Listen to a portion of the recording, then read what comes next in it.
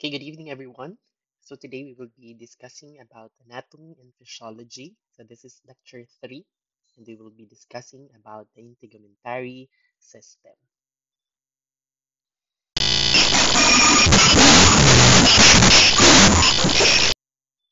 I invite everyone for a very short prayer. So in the name of the Father, Son, and of the Holy Spirit, Amen. Lord, true source of light and wisdom, give me a sense of understanding, a retentive memory, and the capacity to grasp things correctly. Grant me the grace to be accurate in my expositions and skill to express myself with thoroughness and clarity. Be with me at the start of my work, guide its progress, and bring it to completion. Grant this through Christ our Lord. Amen. Okay, so today we will be discussing about the skin, the body membranes, some concept about the burns, and maybe some of the cancers. So we'll try to discuss the integumentary system. But before that, I would like to remind everyone and I would want everyone to take note of these important dates. So your preliminary period is scheduled September 8, 9, and 10. And your midterm period is October 20, 21, and 22. And your finals will be December 3, 4, and 5. Okay, so please take note of those dates. So prepare in advance. So now let us discuss what is the integumentary system. So the integumentary system is basically the skin and its accessory organs. So when we say um, integumentum, it is a Latin word meaning covering. So the skin is also a covering ng ating katawan. Diba? So kino-cover niya mula sa ulo hanggang umabot tayo sa paa. So siguro yung iba sa inyo nagtatanong, is it really an organ? Yes, it can be considered as an organ. The reason is um, the integumentary system is composed of different tissues working together as a single structure to perform a unique and critical function. So later on, i-discuss natin kung ano yung mga functions na yan. So it is made of multiple layers of cells and tissues which are held to underlying structure by a connective tissue. So mamaya magpag-usapan natin ano-ano yung mga layers involved sa skin. Kasi akala natin skin is just isang manipis lang siya. Pero basically pag sinilip natin yan through a microscope, makikita pa natin na napakadami niya pang parts. So we can divide the skin into three layers. So ito yung broad division ng ating pong skin. We have the epidermis, meron tayong dermis, and the hypodermis. No? So mamaya pag-usapan natin ito kung ano yung epidermis, dermis, and hypodermis. So sa pinakailalim, no, ng pinakailalim na bahagi ng ating pong skin, nakakonect yan sa ating mga muscles or sa connective tissues natin, kaya hindi po lumulutang-lutang yung skin natin. So it is called a fascia. So, it ties the skin to the underlying muscles, no? Kaya hindi siya nakaseparate. No? So, important yung mga concept ng fascia. So, later on, i-discuss din natin yung fascia. So, basically, it is the largest organ of the body, both in weight and surface area. No? So, the mas malaki yung tao, the mas mabigat, the mas malaki yung surface area ng skin. And of course, may mga noted variations, tao per tao, or sa parts ng katawan, kasi there are areas of the skin na masyadong manipis yung ating pong skin, but there are also parts of the body na makapal yung ating skin. Like, for example, yung skin natin sa likod, the back, mas makapal siya compared dito sa ating pong nasa pilik mata or talukap ng ating mga mata. So, yon iba-iba tayo ng thickness. But basically, meron din naman tayo mga basic functions and parts ng ating skin. So, one of the key function ng ating skin is protection. So, saan tayo pinoprotect? Sa napakadaming bagay. Kasi the skin is the may direct contact sa ating external stimulus. So, for example, mabas ka sa init ng araw, makikita mo dyan, maaari kang ma-expose sa UV radiation. So, upon too much exposure sa UV radiation, maaring magkaroon ng damage sa iyong DNA. But, hindi siya agad-agad nangyayari kasi may skin na nagpo-protect sa atin. The same thing with same thing yung sa ating mga chemicals involved, no? Yung ating frictions, pinoprotektahan tayo ng skin natin. It also provides barrier against excessive wetting and against bacterial and fungal invasion. No? So, kaya important yung skin, kailangan intact yung ating skin kasi kapag nagkaroon yan ng break, nagkaroon ng sugat, nagkaroon ng, for example, burn or laceration, opportunity na yon na sa mga bacteria at mga fungal particles natin to invade the body. No? So, also is due to the presence of layers of keratin and glycolipids in the stratum corneum, mamaya pag-usapan natin ito, the skin act as a protective barrier against water loss. No? So, yung katawan natin, majority ay binubuo ng water. So, hindi po pwedeng ma-dehydrate tayo. So, one component ng ating pong homeostasis is pinoprotect ng ating skin through the various barriers na magkaroon tayo ng excessive water loss. No? So, protection. So, isa sa mga important function ng skin is protection. So, another is sensation. So, pag sinabi po nating sensation, the skin is the largest sensory organ of the body. So, nakapaloob, naka-embed sa ating mga skin ang napakadami at iba't ibang uri ng sensory receptors. So, different receptors po yan. Iba yung para sa touch, iba yung para sa pressure, iba yung para sa pain, at iba rin yung para sa temperature. Bakit ito important? The reason is kasabayan sa homeostasis natin. No? So, for example, important na alam mo na nasugat ka na. Kapag nasugat ka na, definitely ma-activate yung pain receptors mo para makalayo ka na doon sa harmful stimulus. So sabihin na natin, 'di ba, kapag natusok ka ng pin, 'di ba, nagtatahi ka, tapos bigla kang natusok ng pin, matitrigger niya yung pain receptor natin. At kapag na-trigger yung pain receptor, ang gagawin mo is to move your hand through a reflex para malayo ka na doon sa um, stimulus or sa hazard na yon. So, very important itong mga sensation or mga receptors na to. So, some of them important kasi sila yung nagtuturo sa atin kung nakatayo ba tayo, nakahiga ba tayo, and many others. So, sila din yung nagbibigay ng sensation ng cold versus hot.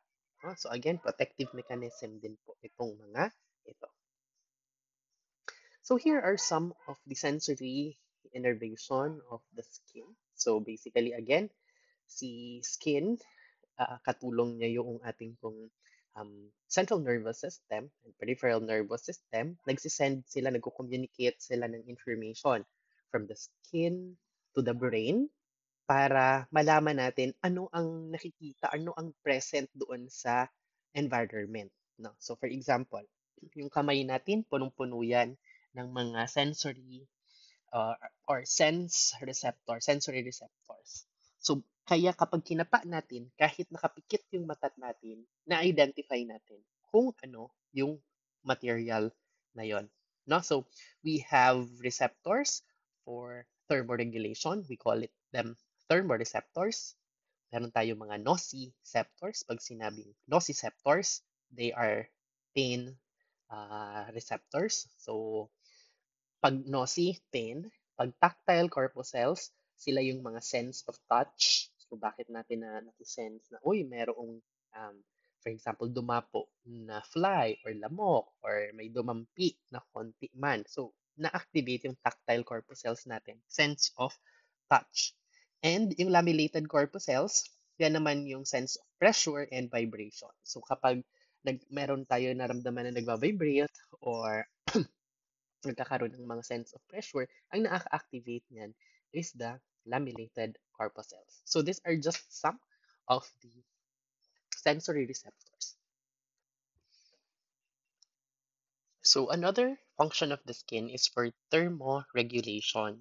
No? So important yung thermoregulation kasi like tayo, mga Pilipino, we are very much exposed to napakainit na panahon, lalo na kapag summer. The same thing, kapag na-expose din tayo sa sobrang malamig na weather, dapat makapag-adjust tayo agad-agad, no? So, the control of this is mediated sa pamamagitan ng ating sympathetic nervous system. So, basically, this is yung fight or flight response natin. So, nakikita natin na yung body natin is capable to sweat. No? So, kapag nagsusweat tayo, nilalabas natin yung heat ng ating katawan. No? So, paano tayo nagsusweat? We vasodilate. So, kapag po mainit yung panahon, pansinin nyo, yung ating pong mga pisngi mas mapupula. No? So, pag mapupula, ibig sabihin, mas marami yung blood na pumapasok din po dyan. So, blood flows close to the surface of the heat, and the heat is basically lost then. No? So, since nag-vasodilate, pag sinabi po natin vasodilate, yung daanan po ng dugo, lumaki. So, since lumaki, mas malaki po yung portion ng dugo na na-expose sa surface ng skin. So, since mas lumapit, mas lumaki, mas dumami yung blood na na-expose sa surface ng skin, nagkakaroon po ng exchange ng heat. So, yung heat sa katawan, lumalabas po yon sa pamamagitan din po ng mechanism na ito. Ano po? So, for more context, ito po yon.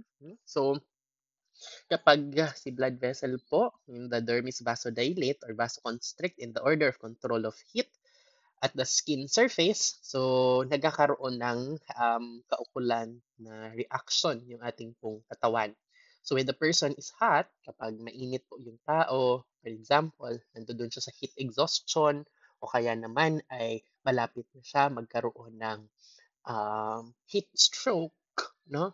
So, yung blood vessels po natin, lalaki sila. No? So, kapag lumaki yung blood vessel, magkukos ito ng mas mabilis na radiation. So, ilalabas yung heat from the katawan going to the environment. However, when the person is cold naman, ang gagawin is the opposite. Magpavasoconstrict. Ibig sabihin, liliit yung blood vessels natin para mariretain yung ating heat sa loob ng katawan. So this is what happens po kapag nandoon tayo, pumupunta tayo sa mga lugar na medyo malamig compared dito sa Pilipinas. No? So bukod sa mga yon, ang function din ng skin is the metabolic function. So very important is the synthesis of vitamin D3. No? So important po na nakakapag-manufacture tayo ng vitamin D3. So paano to nangyayari? Yung mga precursors po natin, yung 7-dihydrochole, uh, di- dehydrocholesterol po natin kapag na ilapit or na-expose po siya sa ultraviolet light, mangyayari po makakagawa ng cholecalciferol. So, si cholecalciferol, later on, from the skin, dadalhin siya sa liver and sa kidney para ma-produce yung active agent natin, which is the 125 dihydroxycholecalciferol. So, ito na yung important sa calcium metabolism and bone formation.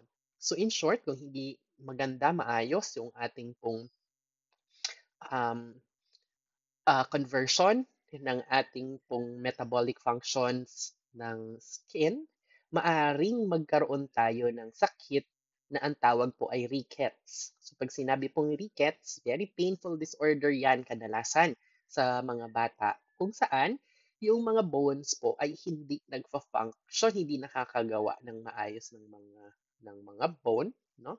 So, hindi maayos yung pagkaka-form ng mga bones natin dahil kulang yung kanilang calcium sa loob ng katawan, primarily dahil walang vitamin D. So, hindi nagfa-function yung metabolic function ng skin. Okay? So, so now we proceed doon sa ating pong mga skin structures. So, on the screen ay iba't iba pong mga parts ng ating pong skin. So, syempre, nandiyan yung obvious. Pag tinilip mo yung skin, may mga hair yan. Pero underneath is nandiyan yung lymphatic capillary beds natin. May mga nerve endings dyan. Mention natin kanina. Kasi yun yung um, sensory receptors natin. Marami tayong mga collagen, elastin fibers na nagkukos ng um, mas maganda na functioning ng ating skin. No? So, meron tayong mga fats, cutaneous nerves, meron tayong superficial blood vessels na source ng ating nutrients. Meron din tayong sweat glands, no? Kaya tayo nagpapawis. And meron tayong muscles, deep fascia. But yung skin mismo, we can classify the skin into three main layers. We have the epidermis, the dermis, and the hypodermis or the subcutis. No? So, these are the main division. No? So, ngayon, i-discuss lang natin ito. So, the skin has three main layers. The first is the epidermis. This is a self-generating stratified squamous epithelium. No? So, mamaya i-discuss natin kung paano nagkakaroon ng self-regenerating na mechanism ang epidermis. Kasi si epidermis, meron pa siyang mga parts. No? So, yung bukod sa epidermis, so sila rin ang surface layer of the na naggagawa ng protein, ng keratin, and sila yung pinaka-exposed sa external environment. So, dapat malakas talaga sila. Kaya stratified squamous epithelium ang kanilang um, structure. So actually, bukod sa stratified squamous epithelium, keratinized din sila. So may keratin para mas malakas yung or mas resilient yung layer na to ng skin, no? So the second is the dermis. So sa dermis, nandito na po ito sa mas gitna na bahagi, no? So meron itong mga fibrocollagenous and elastic tissues. Dito na makikita natin yung blood vessels, nerves, and sensory receptors. So, important po ito kasi mamaya may discuss tayo about certain diseases. No? So, i-correlate natin yon dito. So, the dermis, again, nasa gitna siya. Dito makikita yung vessels, nerves, and sensory receptors natin. On the contrary, yung hypodermis po, ito yung pinaka malalim na part ng skin. Dito naman, makikita yung adipose tissues. Dito rin makikita yung larger vessels po natin. No? So, nandiyan yung mga blood vessels, veins, and even the lymphatic vessels present na yan dyan sa hypodermis. So, hypodermis, mas malapit na siya doon sa muscles natin or even sa fascia. So the epidermis, again, ito yung nandun sa pinaka uh, mas exposed sa environment na layer, no? So, binubuo ito ng keratinized epithelium. So, bakit siya kailangan keratinized? Kasi kailangan siya maging tough, no? So, kailangan niyang mag-protect ng ating mga protective outer surfaces. And of course, since lagi siyang na-expose to friction and many other things, dapat regenerative din siya. Kaya niya dapat maggawa ng sarili niya, magdagdag kapag nabawasan na siya. Okay? So, wala itong blood vessel. So, hindi siya, wala siyang blood vessel, no? So, nakukuha lang niya yung main nourishment niya based doon sa underlying vascularized disc sa dermis. So, sa galing sa dermis yung nutrition ng skin na to. So, kaya no, kapag nasugat tayo, manipis lang, hindi naman agad nagdudugo. Pero kapag malalim yung ating pong cut or laceration, that's the only time magkakaroon tayo ng bleeding. Kasi ibig sabihin, lumagpas tayo sa epidermis, possible na umabot tayo sa hypodermis. Okay?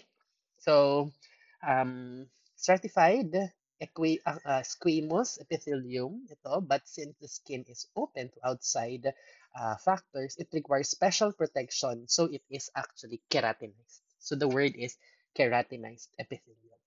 Hmm? So meron itong at least several layers of the epidermis. So ang pinaka nasa labas is the stratum corneum. So ito yung pinaka nasa labas. So kadalasan ito ay composed na noong mga hindi nabuhay na mga cells. Ang next is the stratus granulosum. So very granular yung itsura niya. So pag tiningnan natin siya sa microscope, it's very granular. So si stratum spinosum, para siyang may mga spine, no? So may ang kaya siya tinawag na spinosus is may mga spine siya. And yung pinaka malalim sa epidermis is the stratum basale. So, si stratum basale, nandito yung actively nagmamitotic division. So, ito yung dahilan bakit continuously kayang mag-regenerate ng ating cells. So, from the stratum basale, pupunta siya, magmamature siya, magiging siyang part of the stratum spinosum. Then, magiging siyang stratum granulosum. And last sa buhay niya, magiging siyang part ng stratum corneum until mas slough off siya. Okay? So, part of dermis. So, yung dermis naman, yung on the gitna na bahagi ng ating skin. This include the layers of fibrocollagenous and elastic tissue kung saan meron na tayong makikita na mga possible na blood vessels, nerves, sensory receptors. So kapag ito yung na-damage, medyo may konting pain. Or kung hindi nga konti, baka sobrang sakit. No? So, ito din yung part ng animal na ginagawa na leather. No? So, ito na yung portion ng animal na kapag inalis, tapos tinan, nagpo-produce siya ng leather.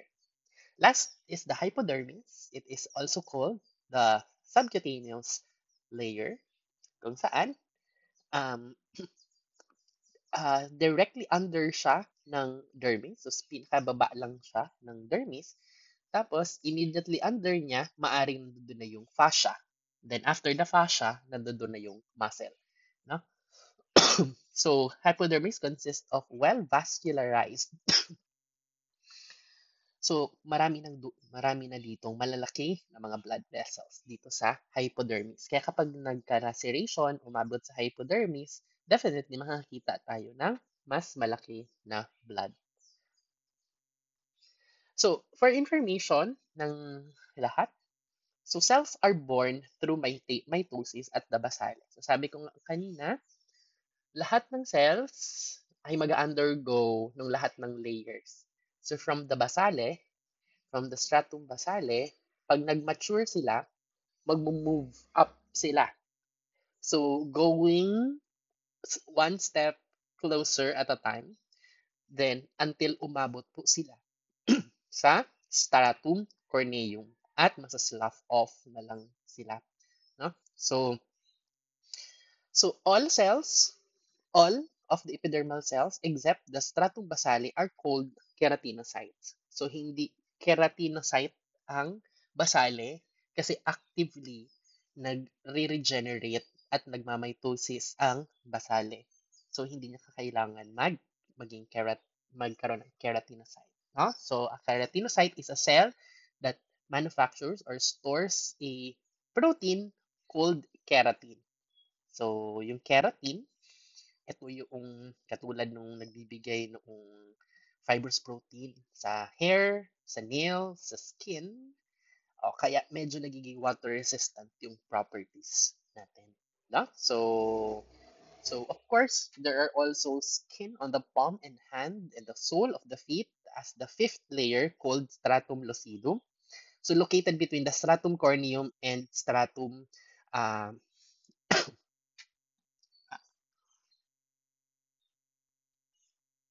granulosum. Okay, so kailangan ito kasi mas makapal yung ating pong mga functions na ginagawa ng kamay, ng sole sa paglalakad, and many others. No? So ito yung skin variation. no? So, si lucidum, kung mapapansin nyo sa mas baba na bahagi, so under siya ng stratum corneum. Susunod is the lucidum. So, para siyang extra layer kung saan dagdag protection din siya before siya umabot sa corneum. Okay? Now, the stratum basale. So, as mentioned kanina, so ito yung part of the skin that is constantly going through mitosis. Nagdi-divide. Actively dividing siya to produce replacement cells. So, two other cells ay makikita natin sa stratum basale. So, number one dyan is the Merkel cells. So, isa siyang sensory receptor. No? So, sensory receptor din po ito. So, ang ginagawa niya, magsisend siya ng mga signals diretso to the brain. No? So, bukod dyan, present din sa stratum basale yung melanocyte. So, pag sinabing melanocyte, they produce, yung cells na to, they produce the pigment called melanin. So, si melanin, ah, ito yung nagbibigay din later on ng possible protection sa atin against UV radiation and damage. So, for others, sinasabi na ito rin yung nagkukos kung bakit mas maputi or mas maitim yung skin ng isang tao. No? So, melanocyte producing the melanin. So, next is the stratum spinosum. So, the cells are joined to each other through desmosomes. No? So, sa desmosomes ito, pag sinabi mong desmosomes, para siyang connection from one cell to another. No? So, si stratum spinosum, para siya may mga spine. No? So, dendritic cells siya. Present dito si dendritic cells na tawag namin ay Langerhans. So, ang trabaho ng Langerhans is para siyang macrophages na kakainin lang niya yung mga bacteria, yung mga foreign particles that may damage yung ating cells. So, important na nandito si Langerhans kasi pag nakapasok ang isang bacteria, virus, fungi, dapat yung Langerhans, makain niya ito, ma-engulf niya ito, masira niya, para hindi na siya mag-cause ng sakit. Next is the stratum granulosum. So again, si stratum granulosum, granular yung appearance niya. So it is intracellular protein filled vesicles. So again, magsa-start sa granulosum muna after ng spinosum. No? Spinosum, granulosum, and so palm and sa sole, papasok din si stratum lucidum. So si stratum lucidum, present lang siya sa hand, sa sole ng feet, and para lang siyang additional layer para mag-function yung ating protective mechanism ng ating cells. Now, we have the stratum corneum, yung pinaka-last sa layers po natin. So, it is most superficial layer of the dermis. At ito yung layer kung saan pinaka-exposed sa external environment. So, imagine kung everyday na-expose to sa init, sa araw, sa kiskisan. So, kapag naglalakad ka, tumama ka sa kung saan, ito yung layer na nadadamage. No? So, it is usually composed of about just 15 to 30 layers of skin cells. So, dry na yan, um, dead layer na yan, pero it still prevents the penetration of microbes and the dehydration ng ating pong katawan. No? So, basically, meron tayong isang sakit no, na i-introduce ngayon. So, this is psoriasis. So, psoriasis is one disease kung saan na yung normal transit time from the basale going to the um, uh, ano yan, corneum na 50 to 60 ay mabilis nangyayari. Naso-shorten siya to 7 days. So since sobrang bilis, from 50 to 60 days, naging 7 days, nagkakaroon ng flaking. Okay? Na kapag kinit-kit niya yan, may possibility na mag-bleed. No? Kasi na narrow yung or luminipis masyado yung skin. So this is psoriasis, no? So important na meron yung ating katawan ng enough time from the basal cells or sa stratum basale magi siyang corneal cells. Otherwise, kapag hindi po yun nasunod, may possibility na magkaroon ng sakit ng tawag naman ay psoriasis. No? So, autoimmune disorder po yan.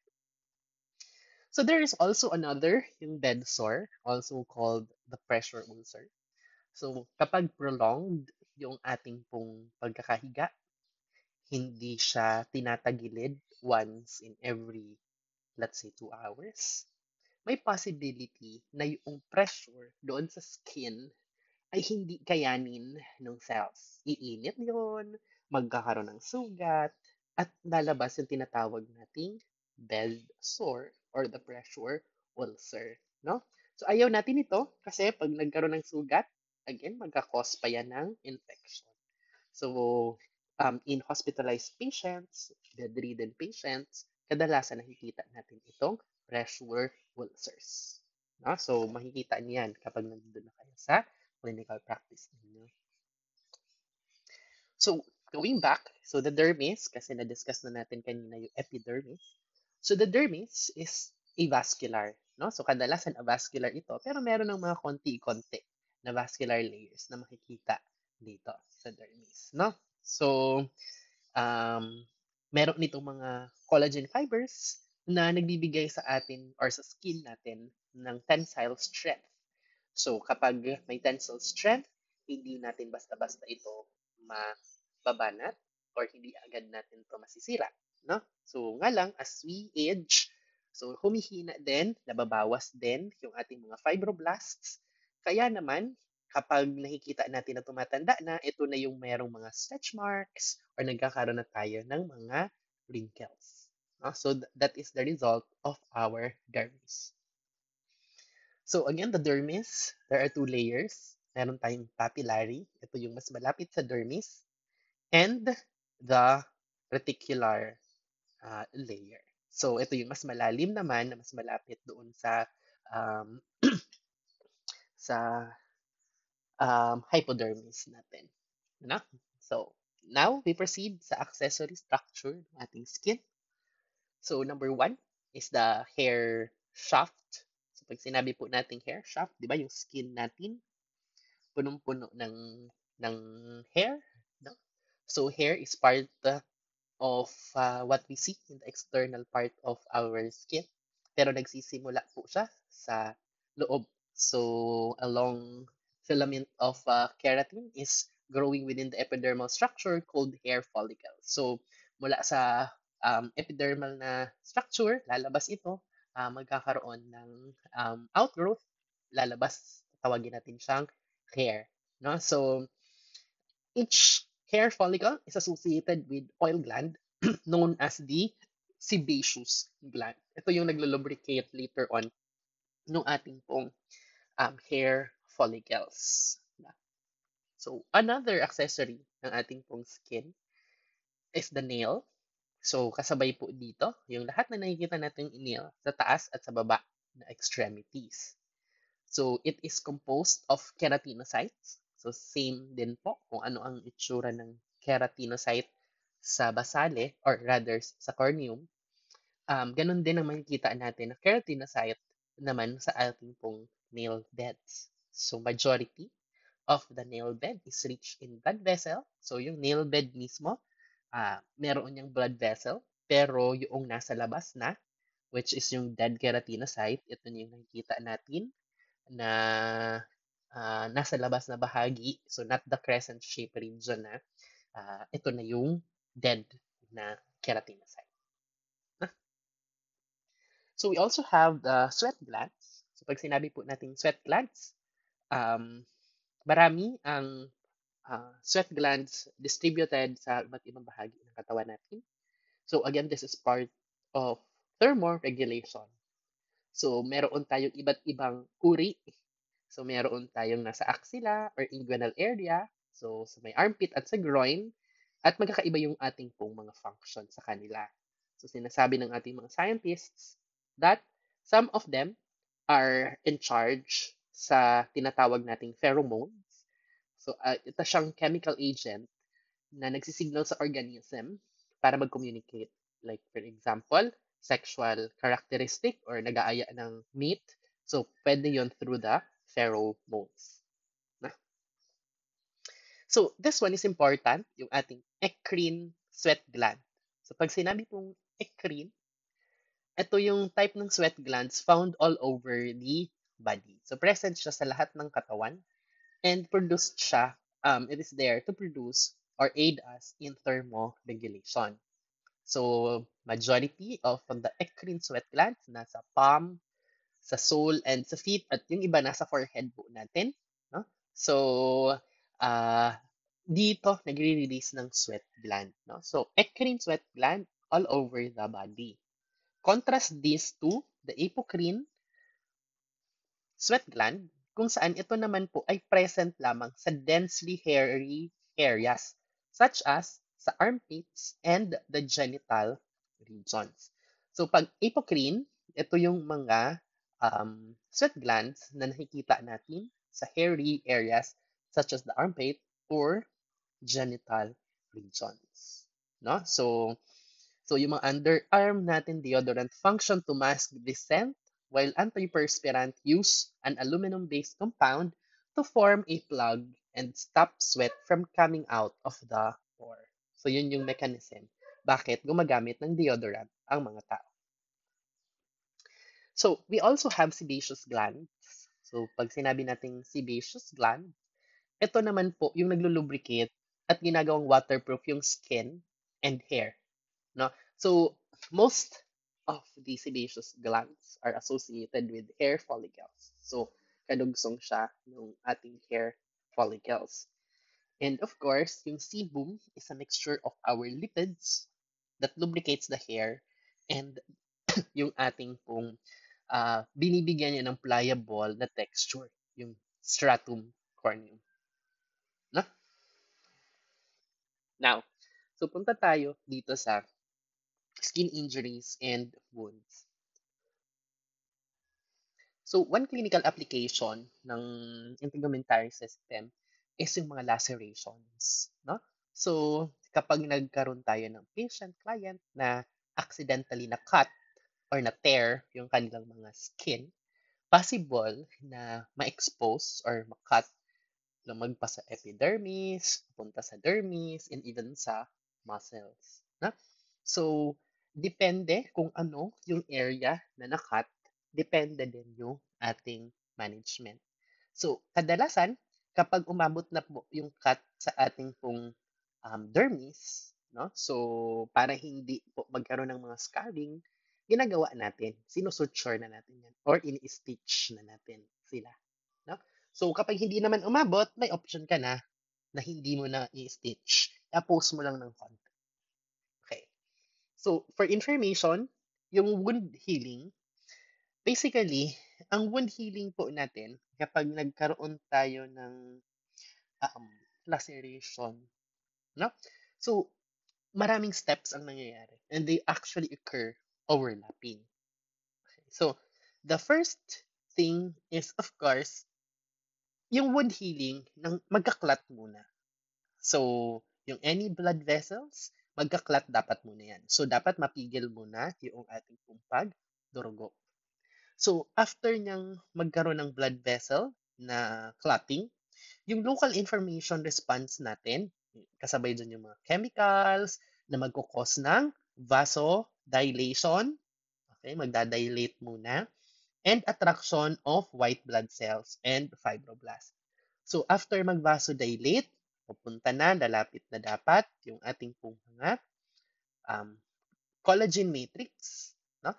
Ang gagawin po nila, yung ating mga fibroblasts, tatakpan na nila yung ating po, ipa-plug yung ating mga wound.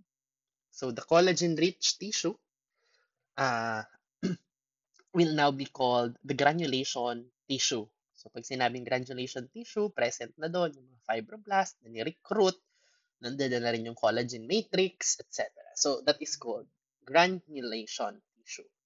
So, once the granulation tissue is in place, yung ating epithelial cells can begin to migrate over the wound and yung epithelial cells fully close the wound. So, ito yung epithelium and underlying dermis often have different consistency than the surrounding tissue. So, depende sa wound kung gaano kahaba, katagal ang ating pong wound healing. So, ang sabi ng iba, 7, yung iba, even months uh, para mag-heal talaga yung ating pong mga wound. So, also on the interesting topic is injuries due to burns. Kapag sinabi po nating burn, di ba, si skin, kadalasan na-expose tayo. So, one risk is na-expose tayo sa thermal trauma or even yung ultraviolet. Naligo tayo sa dagat, paglabas na din sa dagat, mapulang-mapula na tayo. So, ang tawag na natin doon ay skin injury due to burns. So, ang mangyayari, depende sa severity, depende kung ano rin yung gagawin nating management. So we actually have several ways on how to classify. So meron tayong tinatawag na rule of nines, kung saan naka 9% yung iba't ibang regions ng katawan. And every time may nakikita kayo na, for example, isang buong anterior head and neck burnt. So ang reporting mo nun, 4.5% burnt surface. For example, nakita mo bilateral anterior shoulder, no? So pati yung arms, pati yung hand. Anterior lang, ha? So nakita mo yung anterior, 9% mo na yun i-report. So kung multiple areas, for example, nakita mo bilateral sa anterior shoulder, meron pa sa anterior trunk. I-add mo yon. Ang pag-add mo nun ay anterior trunk plus bilateral anterior shoulder. So, yun yung reporting mo ng burn. Depende kung gaano kadami ang burn, ganun din ka-aggressive ang treatment. So, there is also another one, the depth or the damage sustained. So, ito yon. So, yung primary burn, epidermis lang to. So, masakit? Hindi. Kasi yung masakit, yung nerve endings natin ay nasa dermis.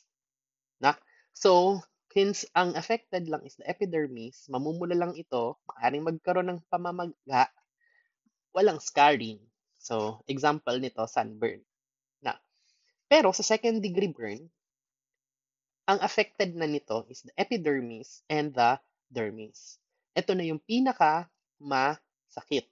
Kasi umabot na doon sa dermis. Eh, di ba nandun sa dermis yung ating mga what you call that, receptors, nerve endings or receptors.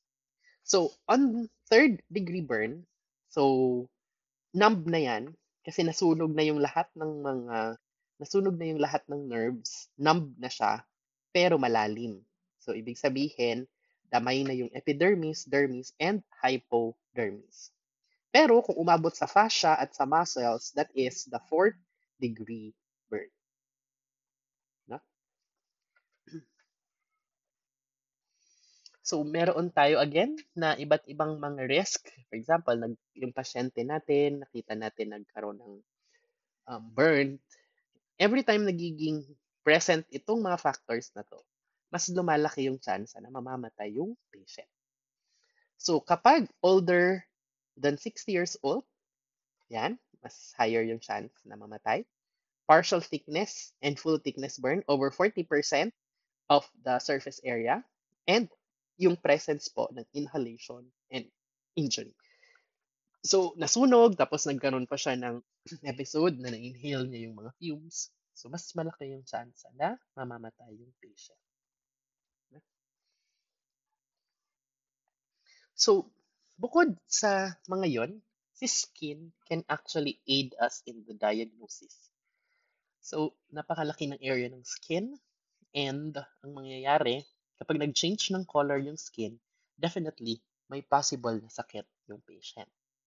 Pag sinabi nating cyanosis, instead na red yung appearance ng isang tao, nagiging siyang parang blue, cyanotic. So the reason is yung oxygen carrying capacity ng blood ay hindi niya nakukuha. So, ibig sabihin, yung oxygen at the level ng body, nasa red blood cells, ay hindi enough yung level. Pag sinabi naman na po nating erythema, so nandito din naman yung namumula yung ating pong mga skin. Pag sinabing namumula yung skin, possible na may infection, possible na may allergic reaction, possible na may inflammation. So, napakadaming clues. Kapag nanilaw yung ating pong skin, ang tawag naman po natin doon ay jaundice. Maaring may problem sa bilirubin. Ibig sabihin kung dumadami yung bilirubin, kaya nagiging yellow yung kulay ng skin. So, tawag doon ay jaundice. Now, so, meron tayo mga stretch marks. No? So, last few slides na lang to. So, the skin ay kayang mag-stretch. So, resilient yung skin natin. However, kung sobrang mabilis yung pag-stretch ng skin, sobrang bilis, hindi siya nakapag-adjust, may lalabas na ang tawag ay striae. So kapag nangyari ito sa mga buntis, ang tawag natin doon, striae gravidarum. So during the pregnancy, yung thin wrinkled skin, maaring mag-cause ito ng purple to white. So makikita ito kadalasan sa abdomen, sa buttocks, sa thigh, sa breasts, and anything na biglang lumaki during pregnancy.